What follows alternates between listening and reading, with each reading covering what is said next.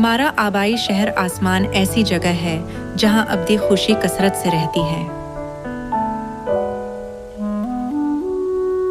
لوگ اس زمین پر دکھ اٹھاتے ہیں کیونکہ انہوں نے گناہ کیا تھا اور آسمان سے پھینک دیے گئے تھے، جہاں وہ کبھی سردی، گرمی یا درد محسوس کیے بغیر جلال کا لطف اٹھاتے تھے۔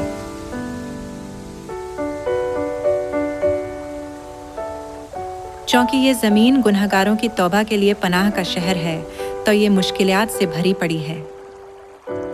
بغیر گناہ کے خوشی ہوتی ہے اور نہ ہی کوئی رنج و غم ہوتا ہے۔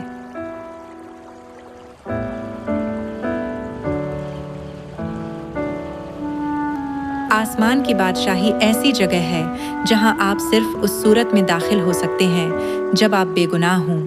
گناہ شرع کی مخالفت ہی ہے اور گناہ کرنے والوں کا تعلق ابلیس سے ہے، اور اس لیے وہ نجات نہیں پا سکتے۔ بغیر کسی ہچکچاہٹ کے خدا جو بے گناہ ہے خود اس زمین پر آئے اور مصلوبیت کے دکھ سہے اور اپنے آپ کو فسح کے برے کے طور پر قربان کیا اور اپنے قیمتی خون کے وسیلہ آپ کو گناہ سے آزاد کیا۔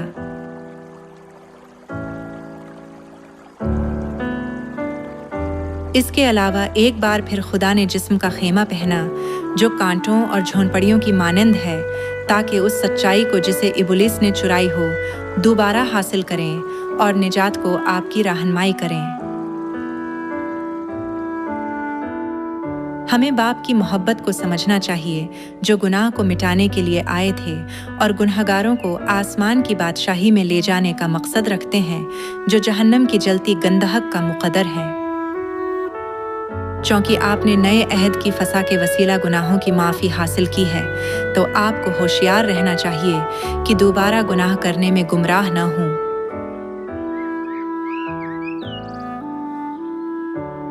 شاید غیر شرعی لوگ یہ کہہ کر آپ کو دھوکہ دے سکتی ہے، اگر آپ کچھ گناہ بھی کر لیں تو بھی آپ خدا کی بادشاہی میں جا سکتے ہیں، لیکن خدا نے کہا ہے 2 مالکوں کی خدمت نہ کرو۔ اس کا مطلب ہے کہ آپ کو یا تو ابلیس اور گناہ کے ساتھ کھڑے ہونے کا انتخاب کرنا چاہیے، یا بغیر گناہ کے زندگی گزارنے اور خدا سے تعلق رکھنے کا انتخاب کرنا چاہیے۔ چونکہ تھوڑا یا زیادہ داغ لگانا برابر ہے، اس لیے آپ کو گناہ نہیں کرنا چاہیے، چاہے وہ کتنا ہی چھوٹا ہو یا بڑا۔ اگر آپ گناہ کی اصلاح کیے بغیر چھوڑ دیں تو یہ بڑھے گا اور آپ کو بڑے گناہوں کی طرف لے جائے گا۔ اور اگر آپ بے شرع کام کریں تو آسمان کی بادشاہی میں داخل نہیں ہو سکتے۔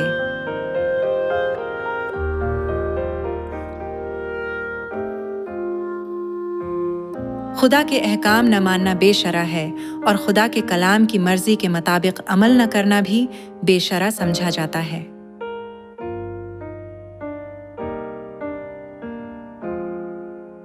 گنہگار اپنے گناہوں پر قابو نہیں رکھ سکتے۔ جب پولس یہودیت میں تھا تو اس نے بھی اپنے گناہ کے باعث دکھ اٹھایا تھا۔ اس نے خدا کے کلام کے مطابق زندگی گزارنے کی کوشش کی، لیکن اس کی گناہ بھری فطرت ابھر کر سامنے آئی، جس سے لالچ، تکبر اور اپنے بھائیوں سے نفرت پیدا ہو گئی۔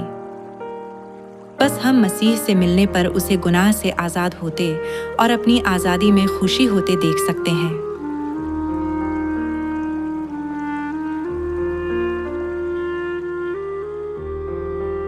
چونکہ آپ نے زندگی کی روح کی شریعت فسح کے وسیلہ گناہوں کی معافی حاصل کی ہے، تو آپ کو جسم کی نیت سے روح کی نیت میں بدلنا اور اس میں بڑھنا چاہیے۔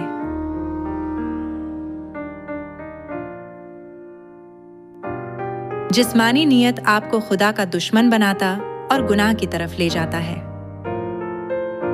گناہ تب ہوتا ہے جب جسمانی نیت آپ کے اندر کام کر رہا ہوتا ہے،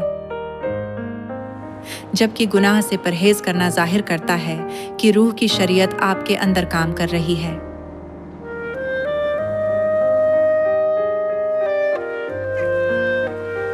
روح کی شریعت کو ہمیشہ آپ کے اندر کام کرنا چاہیے۔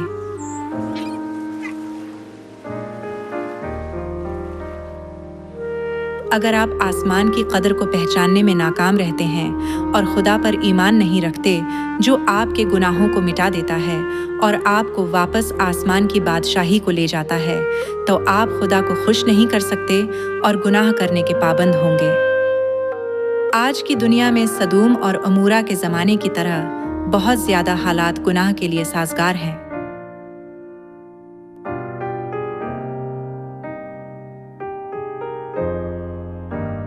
گناہ کرنے کے لیے کوشش نہ کریں، بلکہ دعا کرنے کے لیے کوشش کریں، چونکہ دعا خدا سے بات چیت کا وقت ہے، اس لیے جب آپ دعا کرتے ہیں تو ابلیس بھاگ جاتا ہے۔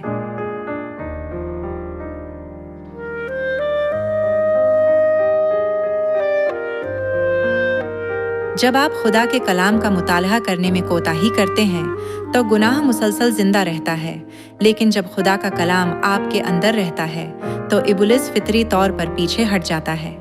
ابلیس کے فریب میں پڑنے سے بچنے کے لیے آپ کو خدا کے سب ہتھیار باندھنے چاہیے اور روح کی تلوار سے جو خدا کا کلام ہے بدروحوں کے خلاف لڑنا چاہیے۔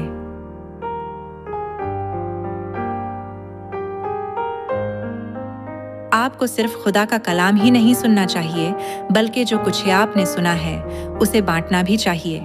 خاص کر فسا روحوں کو بچانے والا ہتھیار ہے جس سے شیطان بہت ڈرتا ہے۔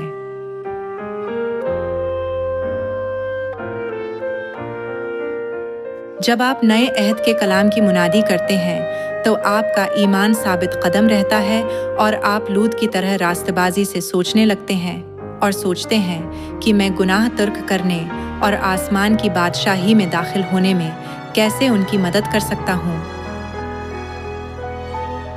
روحوں کو بچانے کی اشد آرزو اس بات کا ثبوت ہے کہ روح کی شریعت آپ میں زندہ ہے۔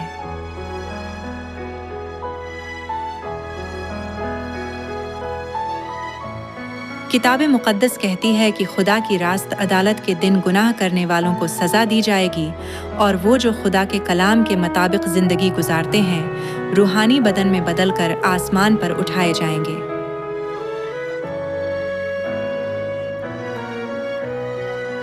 آئیں ہم آزادی کی خوبصورت اور لامحدود ملک یعنی آسمان کی جلالی بادشاہی میں جانے کی ہر ممکن کوشش کریں۔ اس زمین پر ہماری محنت اس جلال کے مقابلے میں کچھ بھی نہیں ہے جو آسمان پر ہمارا منتظر ہے۔